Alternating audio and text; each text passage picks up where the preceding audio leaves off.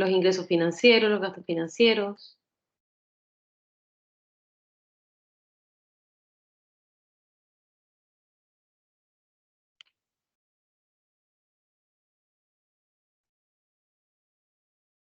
Profe, yo tengo una duda respecto al desempeño de los trabajadores. ¿Ya? Por ejemplo, en el año presente, ya con 19, tuvieron un mayor número de horas facturadas, mayor número de horas realizadas y tienen menos horas de número de horas pendientes. O sea, tienen menos trabajo por hacer, o sea, porque lo han ido cumpliendo. ¿Ya? Pero aún así, el porcentaje de horas previstas respecto a la hora presupuestada es menor que el año anterior. No entiendo por qué. Al final refleja lo contrario, como si el año pasado hayan trabajado más de lo que trabajaron ahora.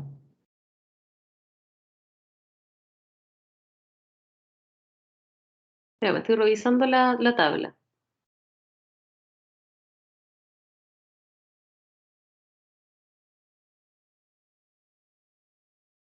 Profe, si quiere puedo compartir la parte que mi compañero explica. Yo tengo la misma duda. Ya, mejor. En esta parte. No sé si se ve. Sí, no se ve muy bien porque es muy chiquitito.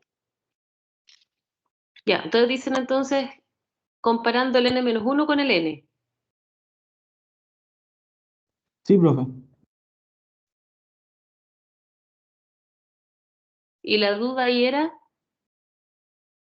¿Y por qué el porcentaje del real n era menor al de n-1?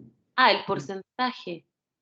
Sí, porque al final en el n trabajaron más, por así decirlo, realizaron más horas.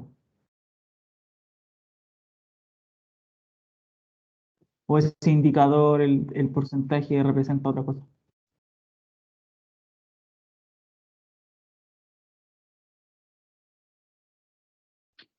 Espérame, déjame revisar.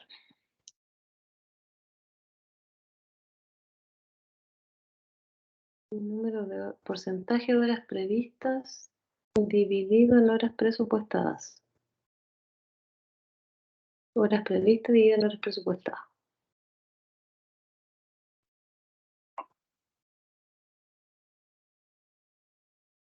Mm, mm, mm.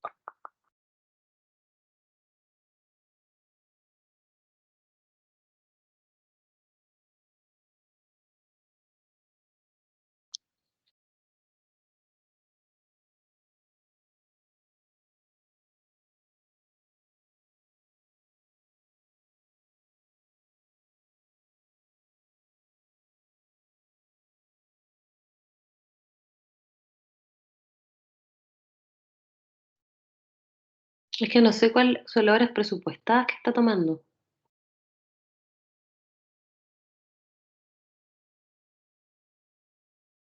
Yo tampoco supe, profe. Dividí todas las horas que habían y no, no llegué al resultado tampoco.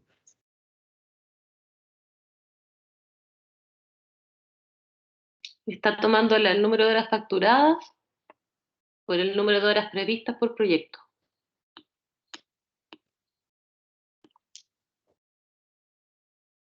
$26,800 dividido en 22,300. Eso está haciendo. 30,500 dividido en 27,500. A ver ese. No, ese no me da. Sí. Claro, mira, está tomando número de horas facturadas, perdón,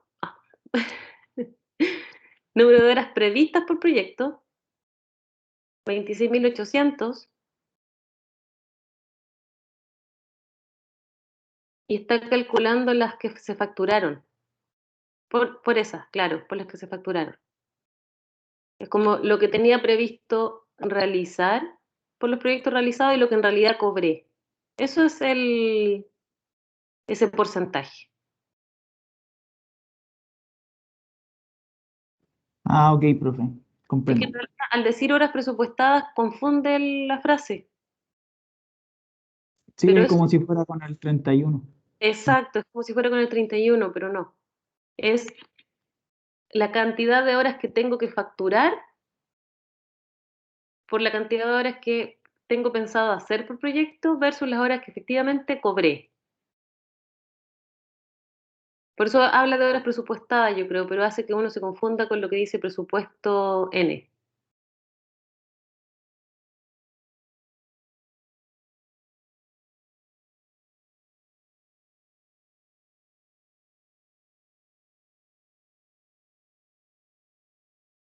¿Alguna otra duda? Yo, profe, Profe, tengo... Ah, dale, Francisco. profe, pero ¿cómo lo interpretaría? Porque igual al menos tienen menos horas pendientes en el N. Y realizaron también más horas, entonces no sabría cómo que se contraponen los datos. ¿Para cuál caso dices tú? Como para definir en cuál fue mejor el desempeño de los arquitectos, en el N o en el N-1.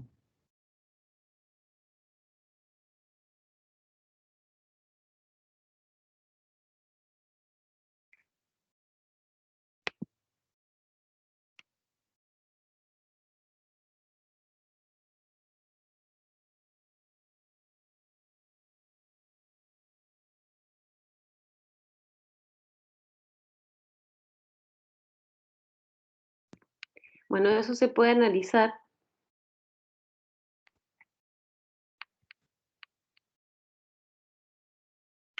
Lo que pasa es que no se analiza solo aislado, porque lo que tú tienes que analizar ahí es la reducción que hay de un 5,71% con respecto al periodo anterior.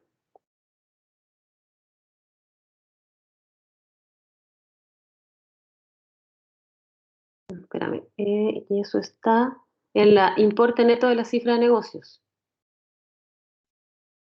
donde están los datos económicos. Ahí, ese.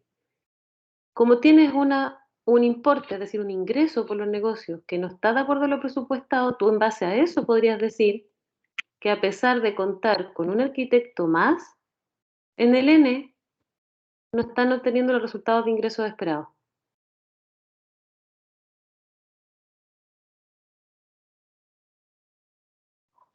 Ya, profe.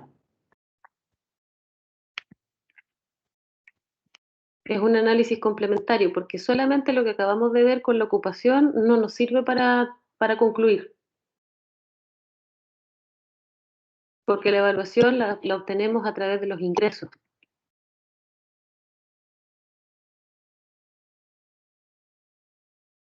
Entonces ahí tú lo que dices es que pese a tener un arquitecto más, la empresa de todas formas no está cumpliendo con lo presupuestado en cuanto a los ingresos por sus proyectos. Y esa desviación es de un 5,71%.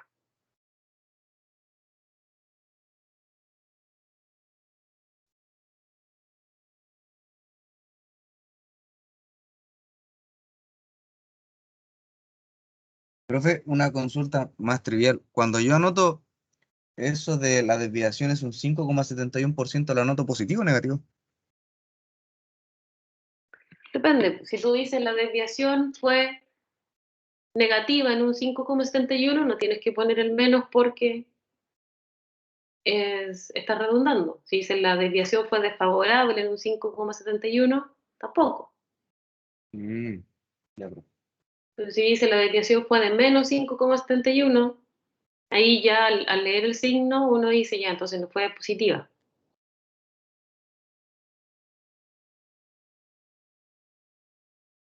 Si no ponen el signo, pongan si fue negativa, desfavorable, algo que indique que el número no es bueno. Ya, profe. Entonces, en ese caso, que no se están obteniendo los ingresos, pese a contar con un arquitecto más, lo que hay que analizar entonces es ver bien qué está pasando con la productividad de los trabajadores. Por ejemplo,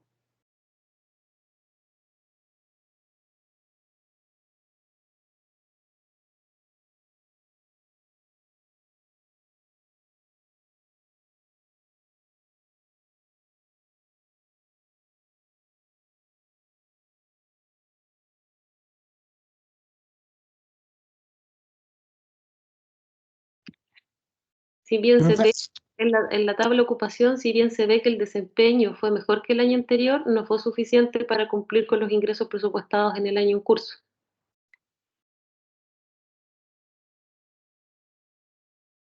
¿Alguien habló? No sé qué. Francisco parece, ¿no? sí, profe.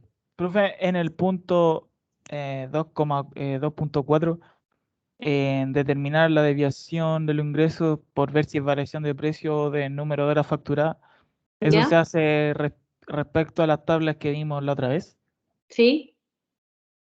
Ah, ya. No es algo que uno saque así como interpretando las tablas que hay, sino que tendríamos que hacer las desviaciones de mezcla y esas cosas. Solo Variaciones te de... está pidiendo de precio y de número de horas facturadas.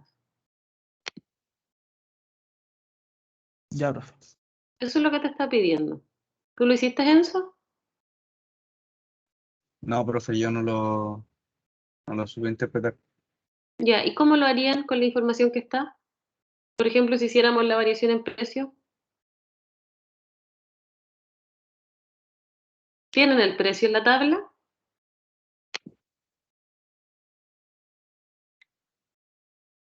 ¿O en la información tienen el precio por los proyectos? ¿Cuánto vale la hora facturada?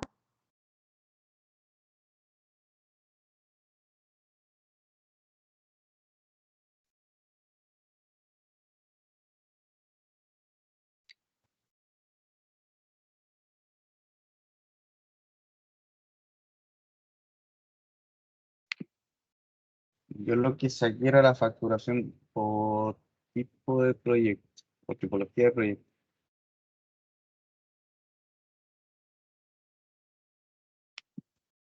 Pero no es necesario, en el caso del precio, no es necesario hacer el desglose. En el caso de las unidades facturadas, es bueno hacer el desglose por tipo de proyecto.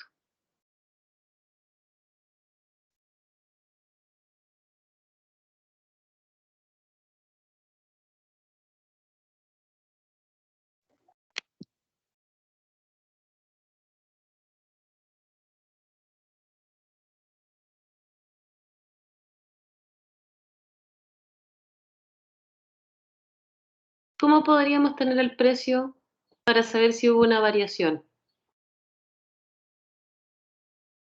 Y así sacar la tabla como se ha hecho en los otros ejercicios.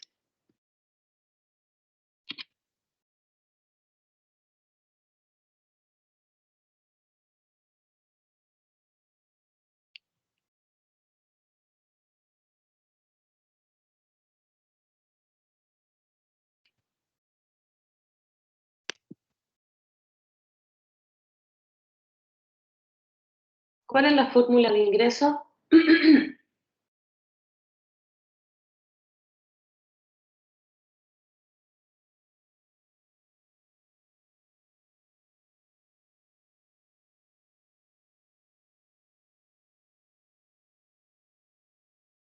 P por Q. Claro, P por Q. Y si quiero sacar el precio, entonces, ¿qué tengo que hacer?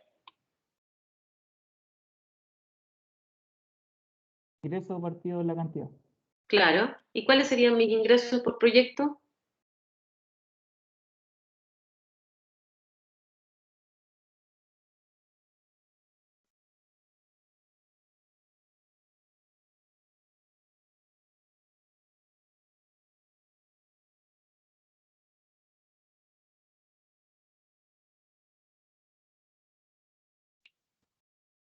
Sería la total de la facturación a los clientes.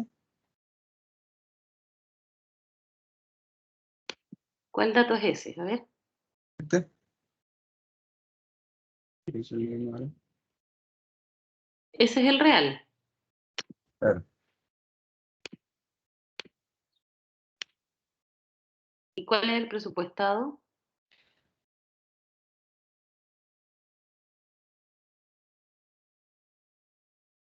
Lo pueden ver también directamente en la tabla de datos económicos. ¿Qué dice la primera fila después del encabezado? El importe neto, recuerden que es el ingreso, y ahí tenemos el real y tenemos el presupuestado. Entonces podemos obtener el precio real versus el precio presupuestado y poder ver si es que la variación de ingresos se debió al precio. ¿Qué nos falta entonces para obtener el precio?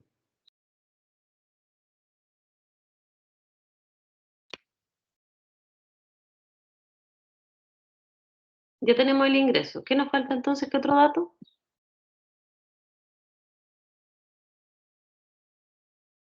¿Tú lo dijiste, Francisco?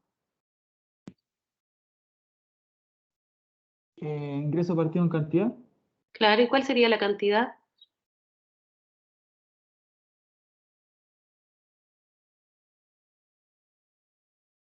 Aprovisionamiento. Se supone que queremos saber el precio de una hora, ¿cierto? Sí.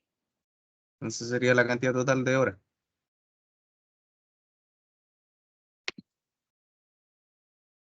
¿Y cuáles serían esa cantidad total de horas? ¿De dónde se obtiene? Tenemos acá, creo que están las horas presupuestadas, que son estas, y la hora real.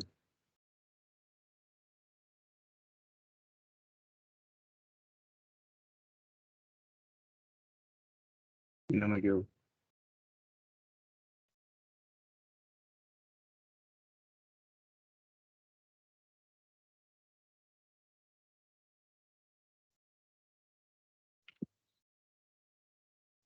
Espérame, déjame ver esa tabla.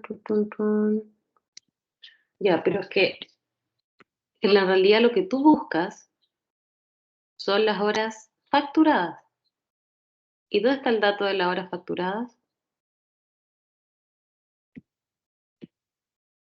¿Ese, si no me equivoco? Ahí. Porque tú en realidad lo que estás diciendo es lo que cobré. Si tengo ingresos es porque lo cobré, lo facturé. Entonces, por eso necesito el número de horas facturadas. Sería 27.500 lo real y 31.050 lo presupuestado. Entonces, ahora lo que hago es dividir los 3.300.000, lo divido en 27.500 y los 3.750.000 lo divido en 31.050. Y con eso obtengo los precios.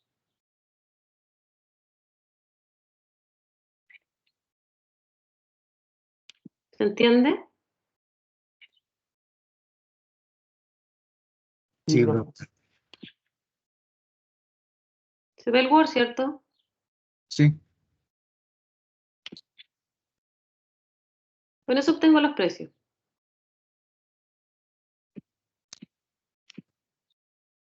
¿Tengo variación en el precio?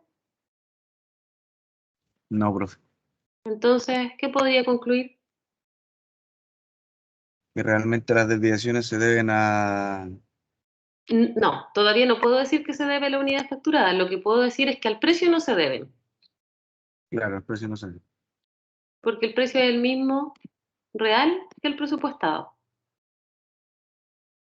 Y después entonces tengo que calcular cuál es la variación en unidades facturadas. Y eso se hace por tipo de proyecto. Y eso se los dejo a ustedes.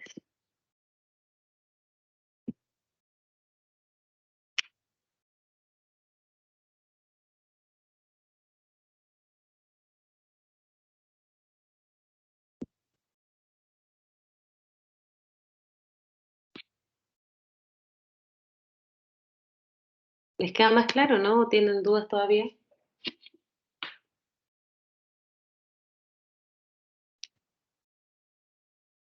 Sí, profe, me queda un poquito más claro de cómo poder abordar los ejercicios. Bien.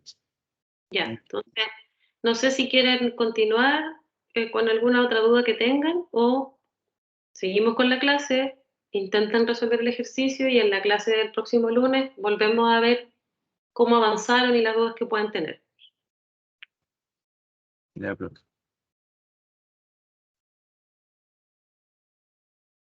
Tenemos tiempo todavía de ir resolviendo las dudas antes de la prueba, así que Profe, si no, le puedo mandar un correo a medida cómo vaya avanzando igual. sí, ahora Enzo, lo que yo prefiero, y respondiendo a lo que dice Juan en el chat, yo no quiero resolverles el ejercicio y también lo que quiero es que ojalá se den estas discusiones y que el resto que a lo mejor tiene las mismas dudas y no consulta o que a lo mejor no ha avanzado, también puedan conocer cómo se tiene que realizar el ejercicio. No sé si me explico. Por eso no les quiero dar la respuesta ni se los quiero resolver yo.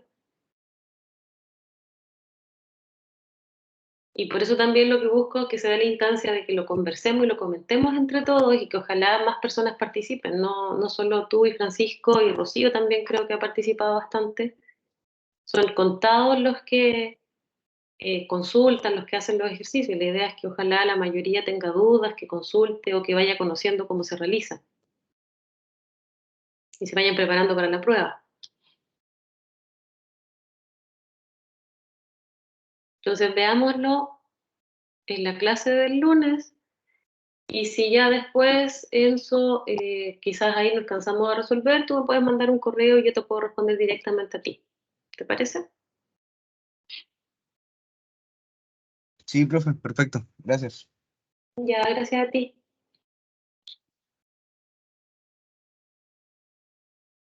Ya, no hay más dudas, ¿cierto? ¿Partimos con la clase? ¿Con la materia?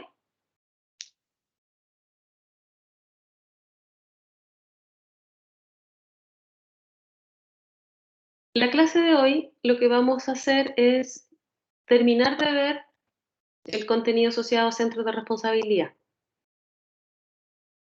La clase anterior vimos algunos tipos de centros de responsabilidad y ahora la idea es que continuemos viendo los restantes, los que nos quedaron.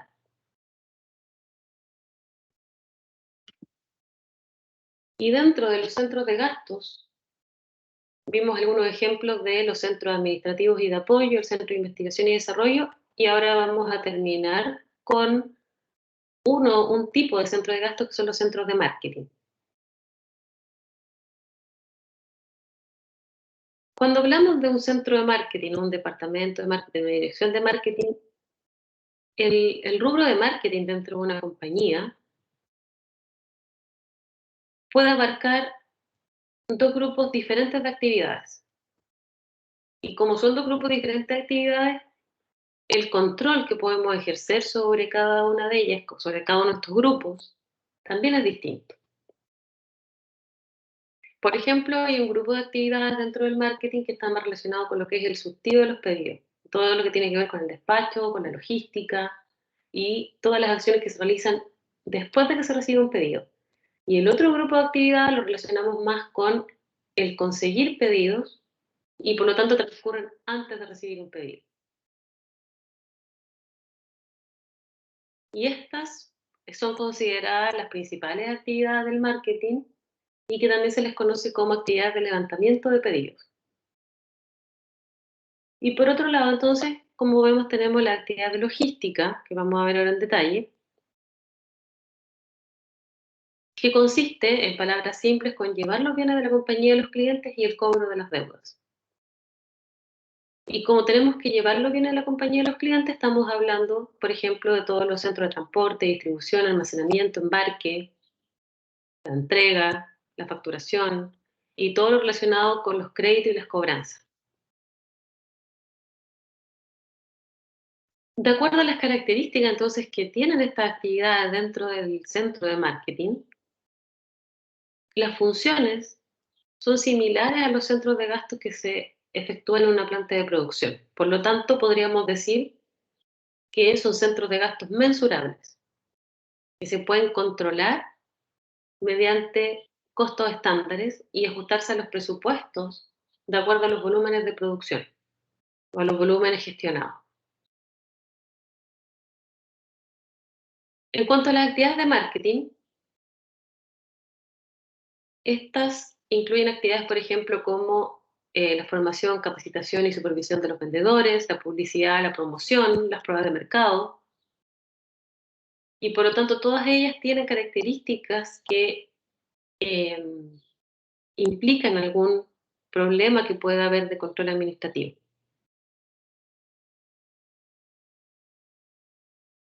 Las actividades de marketing son factibles de medir el producto que se obtiene. La dificultad es medir la eficacia de los esfuerzos que se realizaron para obtener este producto. Porque, como hemos hablado en clases anteriores, hay condiciones externas, independiente de todos los esfuerzos que hagamos por lograr las ventas, por lograr posicionar una marca. Hay actividades como, por ejemplo, variaciones económicas,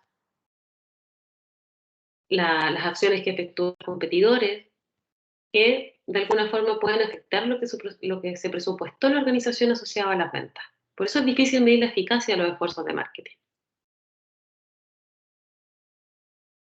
Por eso entonces podríamos decir que las actividades de marketing son más asociadas a lo que es un centro de gasto discrecional.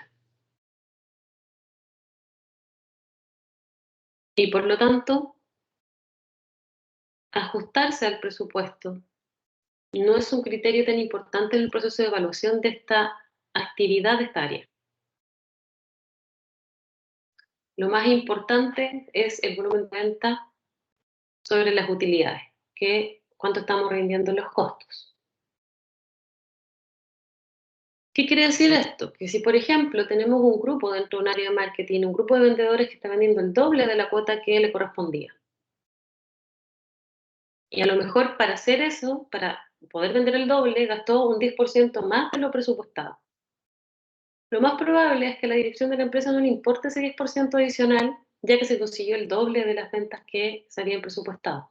Por eso es mucho más importante conseguir una mayor cantidad de volumen de ventas que ajustarse tanto el presupuesto. Ahora, tampoco la idea es excederse demasiado en los costos, tiene que haber siempre un equilibrio. Por lo tanto, el factor crucial no son las metas de gasto, sino que son las metas de ventas.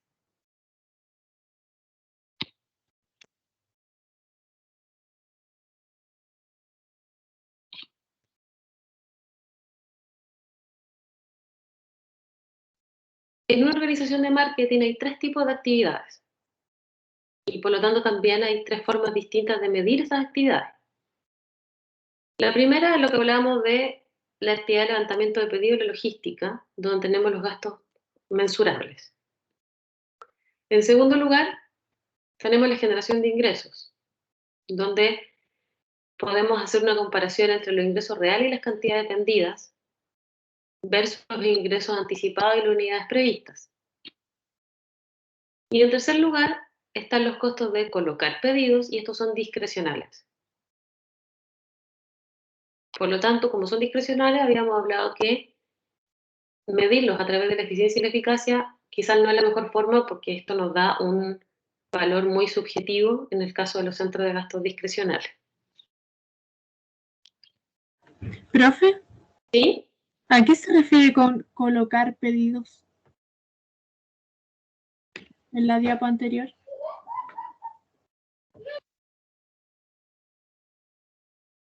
Donde dice en tercer lugar están los costos de colocar pedidos.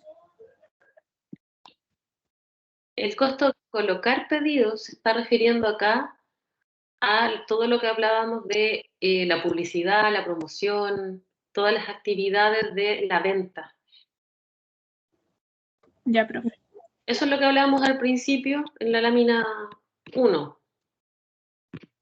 El levantamiento de pedidos se refiere a la entrega al cliente, cuando sale desde la fábrica el cliente. Y el colocar pedidos se está refiriendo a todos aquellos, todas aquellas actividades que realizo para hacer conocido el producto, para que el producto sea vendido, comercializado, para originar la actividad de venta. Y esos son gastos discrecionales. ¿Alguna otra duda? No, profe, todo claro. Otro tipo de centro de responsabilidad es el centro de utilidades.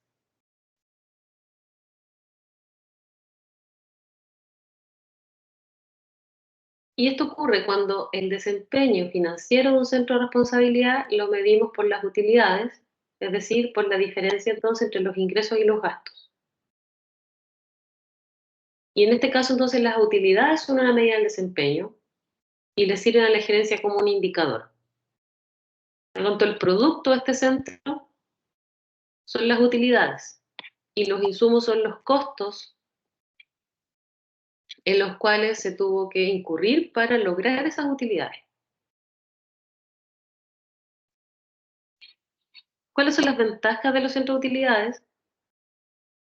Que las decisiones las toman los gerentes que están más cerca del lugar donde éstas se aplican,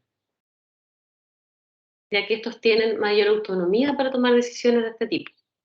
No tienen que solicitar aprobación o solicitar a lo mejor la toma de ciertas decisiones a la gerencia, al área matriz de la empresa, sino que las pueden tomar ellos directamente en el lugar donde se está realizando la actividad. Y de esta forma también entonces los directivos de la matriz de la empresa pueden también concentrarse en problemas más generales a la corporación y no tomar estas decisiones mucho más específicas de cada uno de los centros. Y como estos gerentes de estos centros de responsabilidad que tienen esta característica, ser centro de utilidad, que principalmente son las unidades comerciales, como se ve en el esquema, como tienen mayor responsabilidad, tienen menos restricciones, también tienen más autonomía, tienen más iniciativa, están mucho más motivados a realizar su trabajo.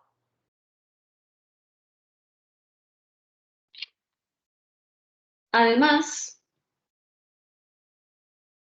cómo funcionan los centros de utilidades como compañías independientes también pueden ser una forma de entrenar a los gerentes para una posible gerencia general. Y con esto, lo que se puede hacer es que o esto lo que permite, mejor dicho, es que la dirección general de la empresa puede conocer cuáles gerentes de estos centros de utilidad pueden tener el potencial a lo mejor de abordar una gerencia general.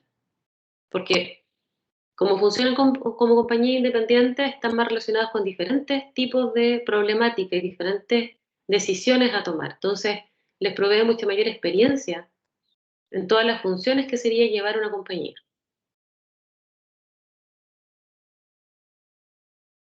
En un centro de utilidad, el foco siempre está en las utilidades. Por lo tanto, lo que hacen los gerentes es buscar las maneras de aumentar las utilidades. Realizar gastos asociados a la obtención de las utilidades finales. Otra ventaja es que estos centros entregan información lista para ser usada en cuanto a lo que es la rentabilidad que está obteniendo estas áreas dentro de la compañía.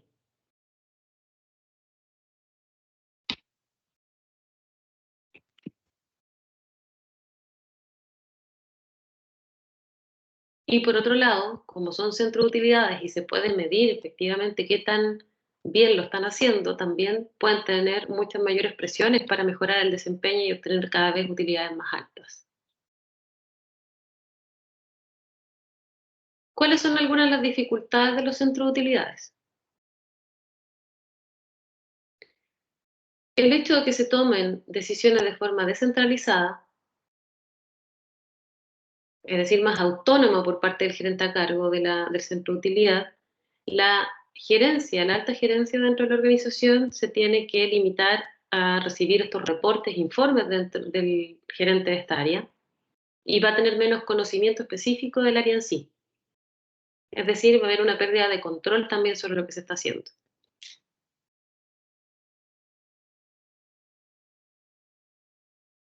Por otro lado, si el gerente de la corporación está mejor informado que el gerente del centro de utilidades, la calidad de las decisiones tomadas por el gerente del centro de utilidades va a ser menor.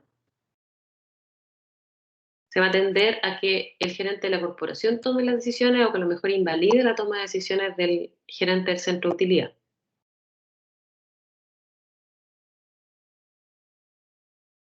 También puede aumentar las discusiones sobre los precios de transferencia adecuados para cada uno de los centros, cuáles son los costos y los rendimientos que podían generar antes unidades que trabajaban en conjunto, que colaboraban y ahora dejaron de serlo, dejaron de colaborar.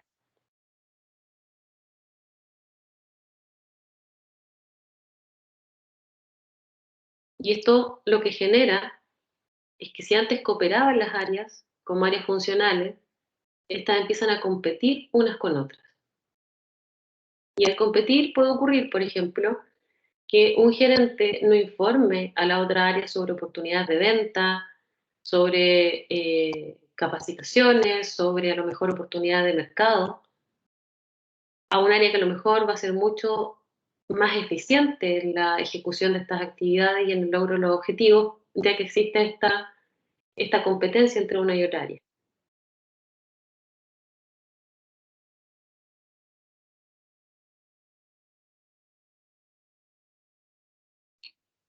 Como la organización también está más descentralizada, hay mayores costos. Porque al funcionar como compañías independientes hay funciones que se van a duplicar o triplicar, como por ejemplo que tiene que ver con la administración, apoyo, registros y las tareas que cada uno de los centros realiza.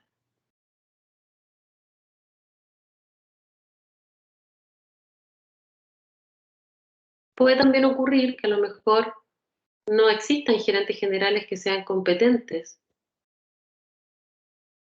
porque en este tipo de centro de utilidad es mucho más difícil adquirir las habilidades de dirección general.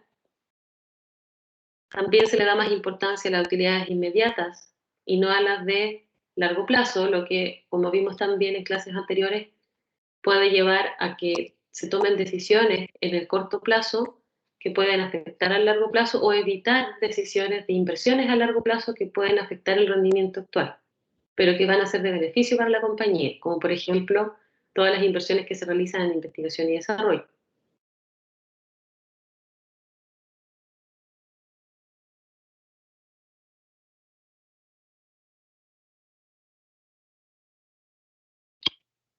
Eso sería el centro de utilidad.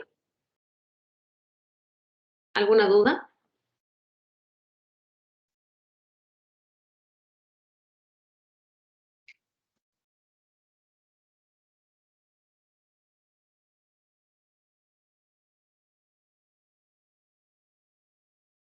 ¿No? Profe, un centro de utilidad es cualquier unidad comercial que genere, o sea, que venda algo, un producto, un servicio. Pero que genere utilidades, que se mida a través de las utilidades. Por eso principalmente se habla de las unidades comerciales.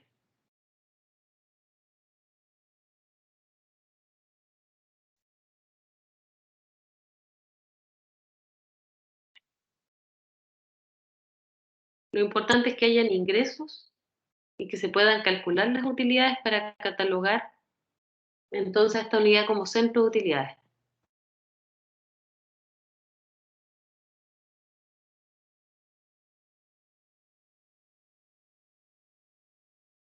El centro de inversión también puede ser una unidad comercial. Pero ¿qué diferencia tiene en este caso el centro de inversión con el centro de utilidad? Que acá lo que estamos haciendo es que en este tipo de centro la toma de decisiones es mayor, porque el responsable del centro de inversión puede tomar decisiones relacionadas con los ingresos, sobre los gastos y sobre las inversiones además a realizar.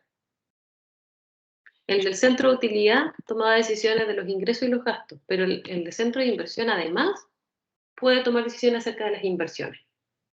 Y por lo tanto, la forma de medir este responsable es a través de la rentabilidad obtenida, pero en base a las inversiones que se realizaron. ¿Y esto cómo se mide? En general se mide con el valor económico agregado y con el ROI, con el rendimiento sobre la inversión.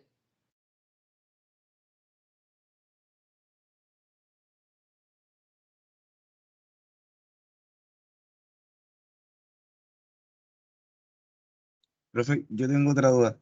Cuando hablamos de la toma descentralizada de las decisiones, que se deben más a informes de control administrativo, ¿esos informes son los informes del centro hacia la alta gerencia? Exacto. Son los reportes financieros, los informes asociados al cumplimiento, al desempeño del centro en base a lo presupuestado, que se le envían a la alta gerencia para decir cómo de alguna forma se está avanzando en las acciones y en los objetivos estratégicos definidos. Son informes de resultados.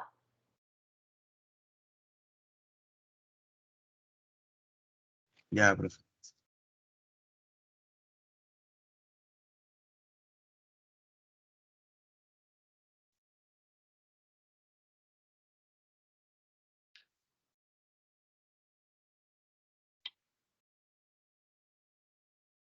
Como les decía, entonces, un centro de inversión puede ser evaluado a través del valor económico agregado o por el rendimiento sobre la inversión o por ambos.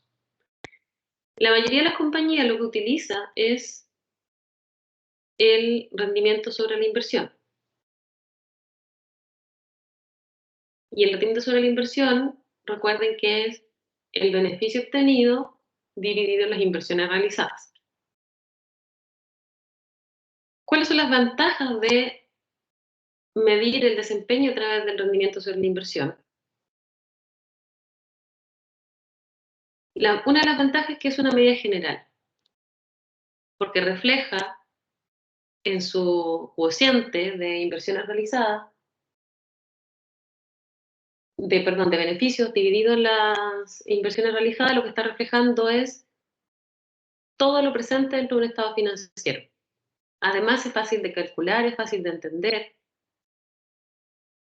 se puede aplicar a cualquier unidad organizacional, independiente de su tamaño o su tipo, y puede servir como un medio de comparación directa entre varias unidades. Otra ventaja es que los datos del rendimiento sobre la inversión son públicos, entonces se puede también conocer el rendimiento sobre la inversión que realizan otras empresas o los competidores.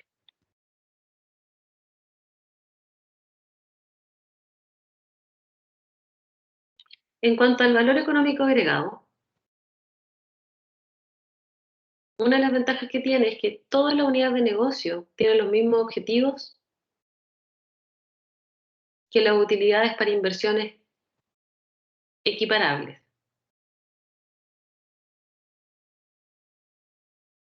En cambio, el rendimiento sobre la inversión ofrece otros incentivos para inversiones en las unidades de negocio.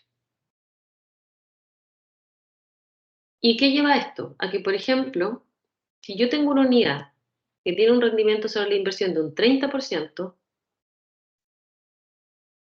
esta va a ampliar su operación solo si obtiene un 30% o más en las inversiones adicionales que realice, en los activos que adiciona a su operación.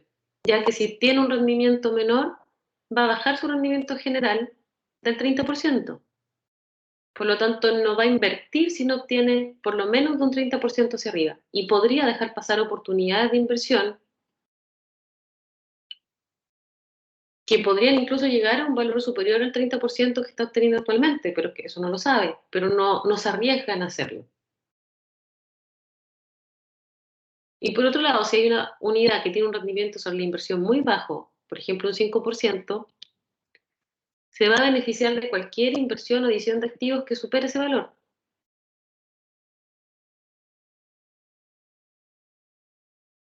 Entonces, ¿qué conlleva esto?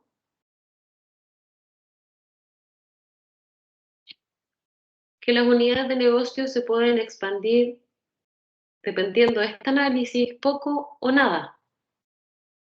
Las que tienen una utilidad y un rendimiento sobre la inversión alto. Y las unidades que son menos rentables, que tienen un rendimiento sobre la inversión bajo, podrían llegar a ser inversiones a tasas muy por debajo de las que son rechazadas por las unidades que son más exitosas, a las que le va mejor.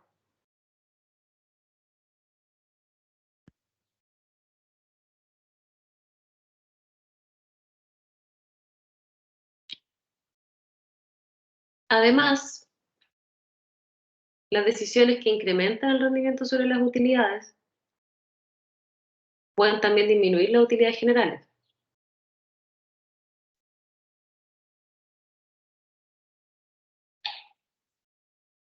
También un ejemplo acá es un centro de inversión donde tenemos un rendimiento actual sobre la inversión de un 30%. El gerente de esta unidad podría aumentar el rendimiento general si, por ejemplo, cuenta con algún activo con un rendimiento de, por ejemplo, un 25%, pero con un costo de capital incorporado entonces a este centro de inversión que es menor a este 25%, porque de esa forma puede rebajar los costos de capital y mantener las utilidades absolutas que está obteniendo este centro. Ahí hay una estrategia. Lo que hacen es, tengo a lo mejor menor rentabilidad sobre la inversión, pero esto que se está adicionando también tiene un costo menor. Por lo tanto, mantengo mi rendimiento superior. Otra ventaja que tiene el valor económico agregado es que puedo usar diferentes tasas de interés. Y esto de acuerdo a los activos que se incorporen.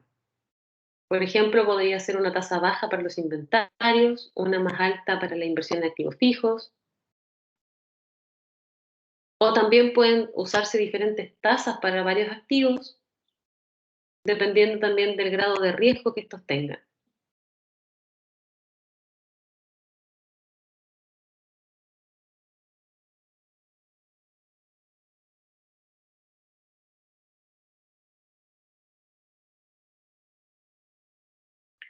¿Qué hay que tener en cuenta? Que si, por ejemplo, el desempeño de un centro de inversión lo medimos con el valor económico agregado, las inversiones que producen utilidades y que superan el costo de capital van a aumentar también este valor.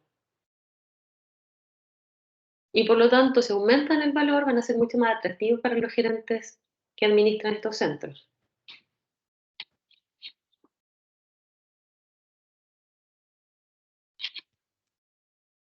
Otra ventaja es que tiene una correlación positiva con los cambios en el valor de mercado de la compañía. Y esto principalmente es un beneficio para los accionistas, que son una parte importante dentro de la compañía. Y el crear valor para los accionistas, que reduce el riesgo de una compra hostil, acumula divisas para emprender fusiones o adquisiciones, y también otra de las ventajas es que reduce el costo de capital. Y al reducir el costo de capital, nos puede permitir invertir más rápido en crecimiento futuro.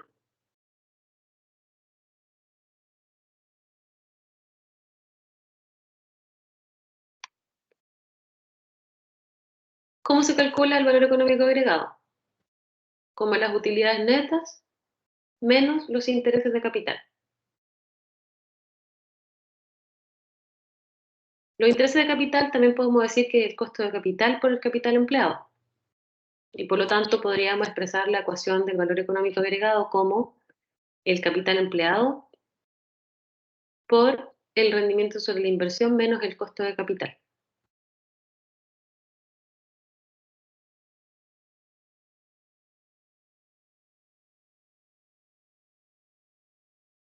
¿Cómo se puede aumentar el valor económico agregado? Si aumentamos, por ejemplo, el rendimiento sobre la inversión a través de reingeniería de procesos y aumentamos con ello la productividad, sin aumentar los activos, es decir, sin reinvertir o invertir más recursos, también lo podemos aumentar si desinvertimos en activos, productos o negocios donde tenemos un rendimiento sobre la inversión a un menor costo de capital. También podríamos invertir en activos, en productos y negocios donde tenemos un rendimiento sobre la inversión que excede el costo de capital en el que estamos incurriendo. Y también lo podemos aumentar aumentando las ventas, los márgenes de utilidad, la eficiencia del capital. O también si disminuimos el porcentaje del capital en los costos sin afectar a las otras variables dentro de la operación de este centro. Acá tenemos un resumen entonces de los tipos de centro, algunos ejemplos, las decisiones que ellos toman y algunos posibles indicadores de control. Para un centro de inversión, tenemos un ejemplo de lo que sería un centro de inversión, podría ser una filial, una división, una tienda, un restaurante, una sucursal bancaria, donde las decisiones que toma este centro de inversión son relativas a los ingresos, a los gastos, al beneficio y a las inversiones.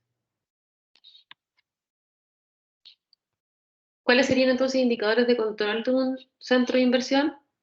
El beneficio y la rentabilidad de la inversión.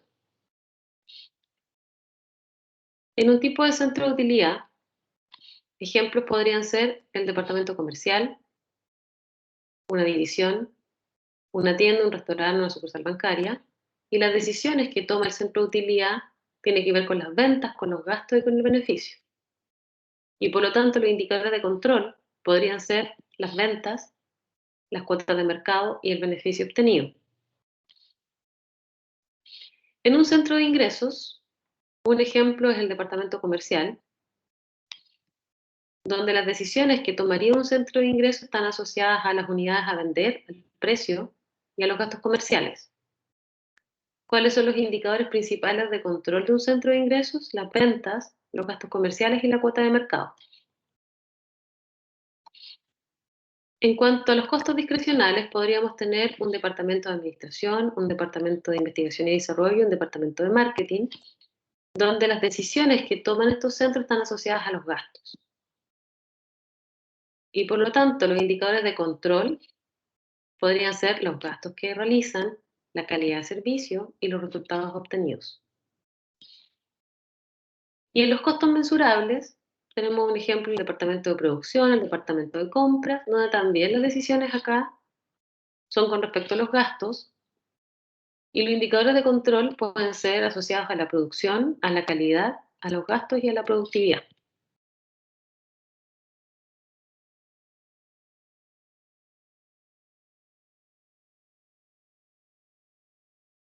Cuando tenemos un organigrama de una organización y tenemos asignado funciones y responsabilidades, hay ocasiones en que los centros de responsabilidad pueden coincidir con la estructura del organigrama. Entonces acá tenemos un ejemplo, un organigrama general de una organización, donde podríamos identificar algunos centros de responsabilidad en función de las variables entonces que debe controlar cada uno de los responsables de estas áreas. Si por ejemplo tomamos el área de compras, tenemos un centro de costo operativo o mensurable, como les decía que también se llamaba.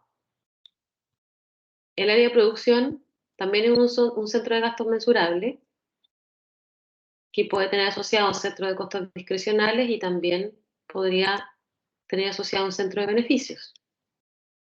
El área comercial es principalmente un centro de beneficios, de utilidad. Podría ser también un centro de ingresos. Y las otras funciones pueden ser asociadas a centros de costos discrecionales, donde podemos ahí enfatizar en el otro, por ejemplo, todo lo que es la administración, el área legal, el apoyo, el departamento de investigación y desarrollo, que pueden estar en la cajita otros. Con esto terminamos la materia de centro de responsabilidad. ¿Tienen alguna duda?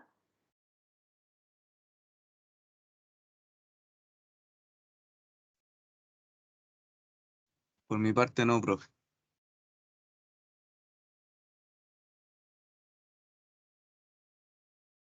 Ya, le subí al LMS otro caso. ¿Lo bajaron?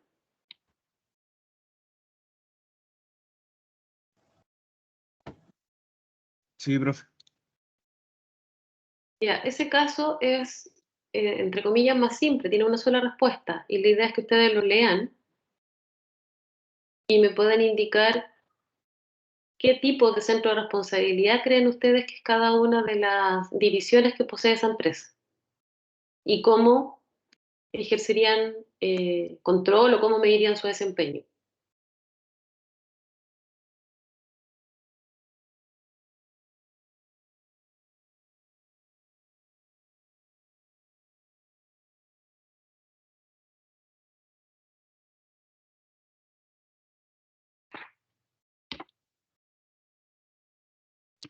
Como esta clase fue más corta, lo que vamos a hacer es que ese caso lo van a leer ustedes mientras y vamos a discutir cuál es su respuesta. Y lo vamos a cerrar hoy. No va a quedar como pendiente ni tarea, ¿ya? Entonces yo les voy a dar, bueno, 11 minutos. Les hablo 10 para las 4 para que lo comentemos. Y me digan qué centro de responsabilidad serían las divisiones del caso. ¿Les parece?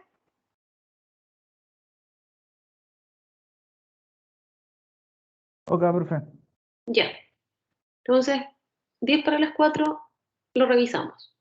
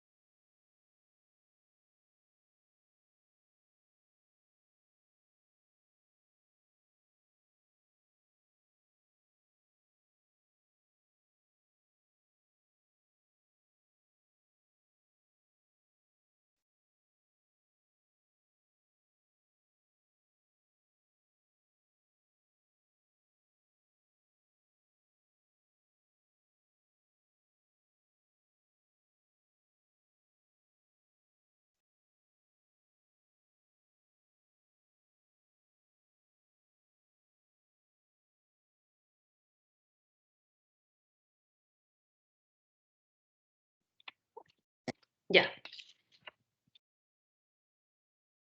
¿Quién me va a comentar entonces cuáles son los tipos de centro de responsabilidad que se pueden aplicar al caso?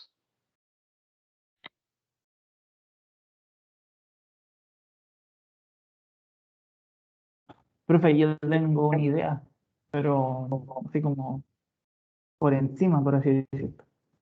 A ver, dime. Por ejemplo, para la división de equipos de telefonía, Ujú. lo considero de gasto, un centro de gasto, pero mensurable, ya que se dedica a una manufactura, está fabricando centralitas de telefonía. En la división de programación y de software, eh, yo digo que es un centro de gastos también, pero discrecional, ya que como diseña software no necesariamente los insumos están relacionados con el producto. Los de impresión, un centro de ingresos, porque están comercializando los equipos. Y en la división de consumibles ya sería un centro de apoyo, ya que ellos suministran consumibles a los clientes y a todos de las demás divisiones. ¿Cómo un centro de apoyo? Eso no está dentro de los tipos de centro de responsabilidad. Ah, ya, entonces, es que había uno que era centro de administración y apoyo, entonces lo relacioné con eso. Pero ese Pues, era un ejemplo de un centro de responsabilidad de gastos. Ok, profe. Recuerda que como centros de gastos pusimos o detallamos, entramos en detalle de marketing, administración y apoyo e investigación y desarrollo, pero esos son tipos de departamentos o áreas que son un tipo de centro de gastos. Los centros de responsabilidad son los de la tablita resumen que acabamos de ver en clases.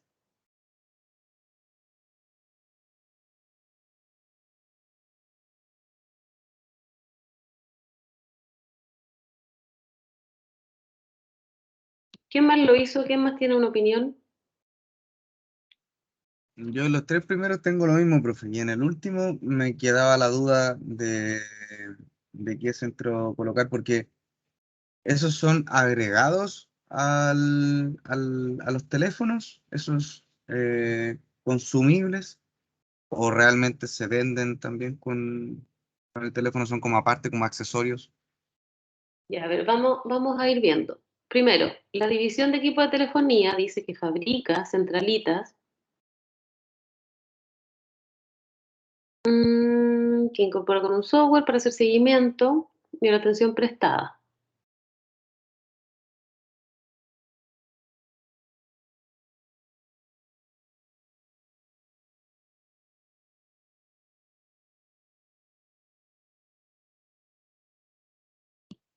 El precio de venta unitario de la división telefonía, impresión y consumible es un precio medio de los componentes que se prevén comercializar durante el año.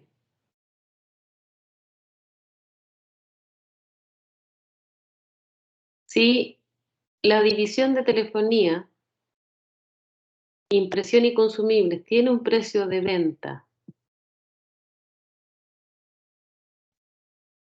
¿puede ser un centro de gasto solamente?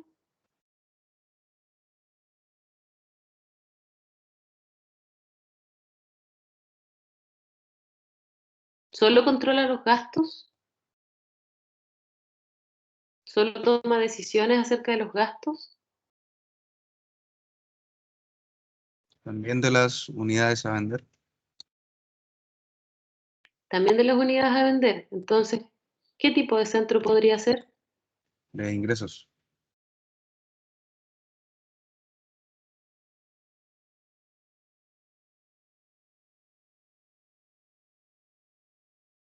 ¿De ingresos?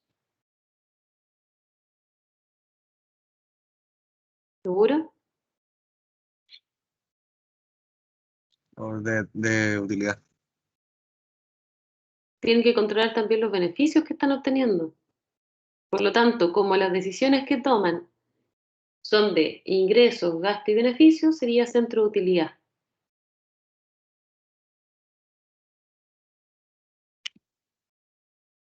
Y eso para las tres: telefonía, impresión y consumible.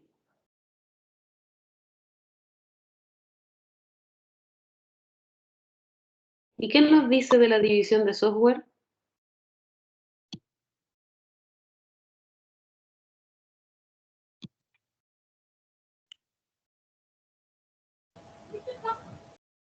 Yo le puse, profe, en el software que era inversión igual, ¿Por qué tú crees que es inversión? porque hay un párrafo que dice que está viendo aplicar otro software o algo así.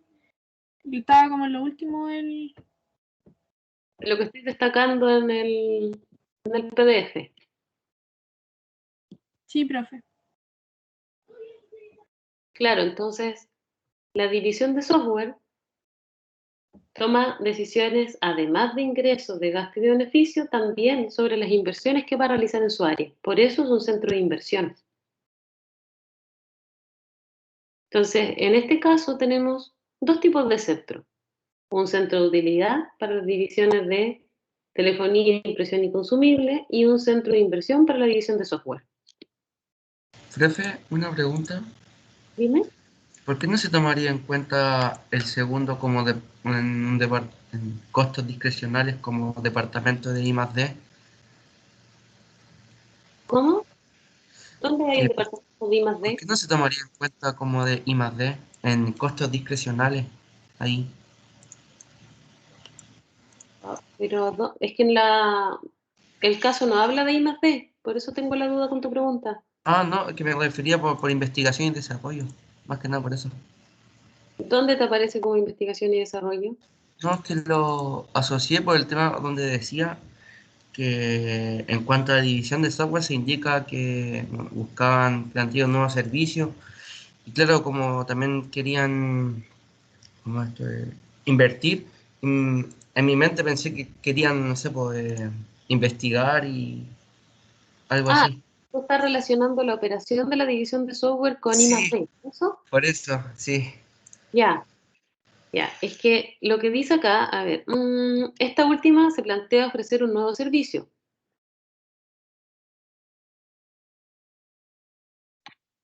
Pues ha detectado la necesidad de los clientes con los que opera de realizar copias de seguridad a otro software ubicados fuera de la instalación del propio cliente.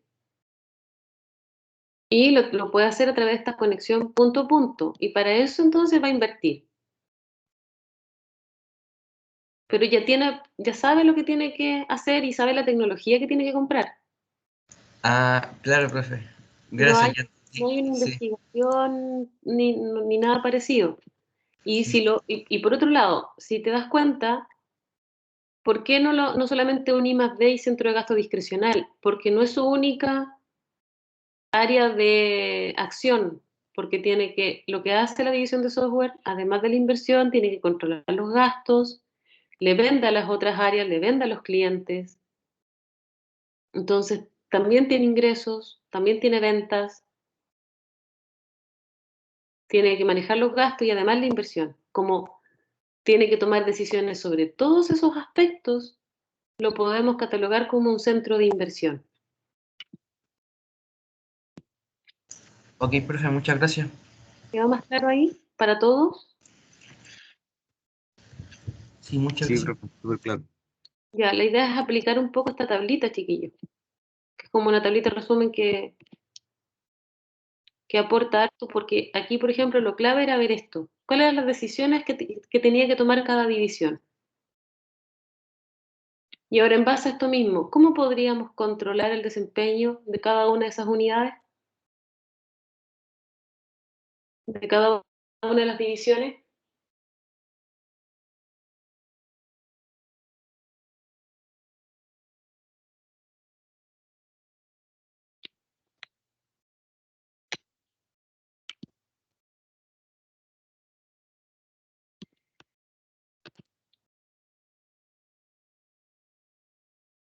¿Qué indicadores de control tendrían, por ejemplo, la división de software?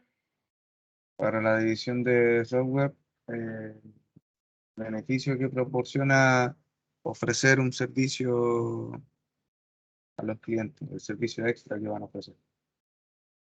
¿Ya? ¿Y cuáles podrían ser los indicadores entonces?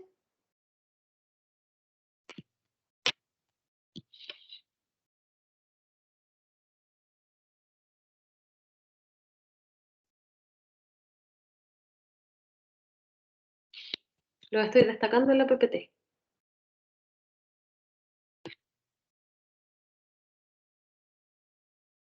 Claro, el beneficio y la rentabilidad de la inversión. Claro, Ahí.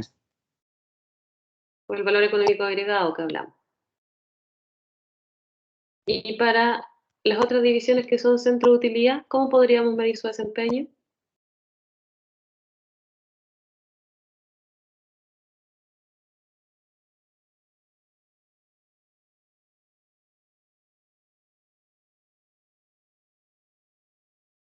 En base a cada uno de los centros de utilidad, ir midiendo las ventas que genera cada uno. Claro, En las base a ventas, eso, los el beneficio. claro. Por eso le decía, esta tablita es súper buena porque resume bien cuáles podrían ser algunos ejemplos de centro de responsabilidad, cuáles son las principales decisiones para que también ustedes a partir de las decisiones puedan detectar qué tipo de centro de responsabilidad sería y cómo podrían ser algunos indicadores de control para medir el desempeño de estos centros de responsabilidad.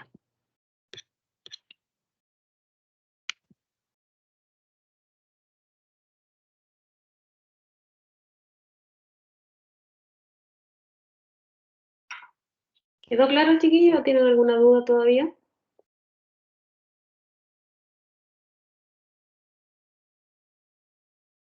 Todo claro, profe.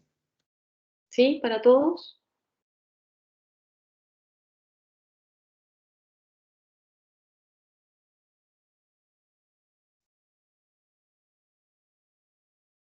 Ya, con esto entonces terminamos la clase de hoy. Vean el ejercicio 2 y lo comentamos el lunes con cómo resolvieron el 2.4, ¿ya? O cualquier otro que quieran discutir.